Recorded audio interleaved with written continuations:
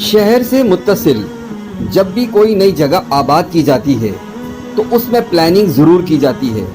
حیدرآباد میں لطیف آباد بھی اسی طرز پر بنایا گیا ہے کہ اس پوری جگہ کو گرین بیلٹ میں شمار کیا گیا ہے، لیکن بڑھتی آبادی اور انتظامی غفلتوں کے باعث اب گرین بیلٹ تو تقریباً ختم ہو چکا ہے۔ پھر بھی اس وقت کے لگائے گئے کچھ درخت بطور یادگار موجود ہیں۔ دوپہر کے 3 بجے ہیں اور اس شدید گرمی میں اسی گرین بیلٹ کے درخت میں یہ معذور شخص کچھ دیر سستانے کے لیے اپنی ویل چیئر پر بیٹھا ہے اور درخت کا سایہ بھی بہرحال اس تک پہنچ رہا ہے۔